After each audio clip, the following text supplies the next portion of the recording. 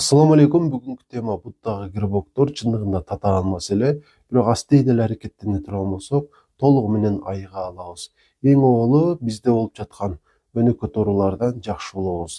Мисалы, бронхит болуп жаткан болсок, жөтөлбөй калганга чейин дарыланышыбыз керек. Тамак сиңирүүнүн жакшы болушун камсыздайбыз. Андан сырткары боор, бөйрөктөрүбүздө дагы маселелер болбой калса жакшы болот.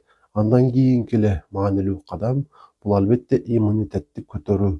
Иммунитетти көтөрүү боюнча көп сунуштарды айтсак болот. Эң негизгиси бул D витаминди таблетка түрүндө деп коелу, капсула түрүндө боюнча 5000 единицадан ичип турабыз суткасына.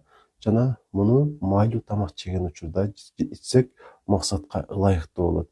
Андан кийинки маанилүү нерсе албетте дарыгер жазып берген дарыларды айтканынча, айтканындай кылып ичип туруу жана аларды ошол колдонуп бүткөндөн кийин жакшы болсок дагы, болбосок дагы кайра баруу. Балким кайсы бир дарыларды андан ары дагы улантышка туура келеттир.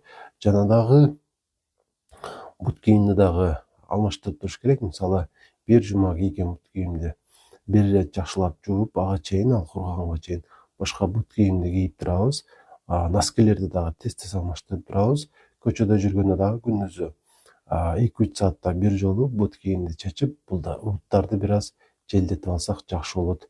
Ушулардын баарын аткара турган болсок, албетте толугу менен грибоктон айыгып кете алабыз.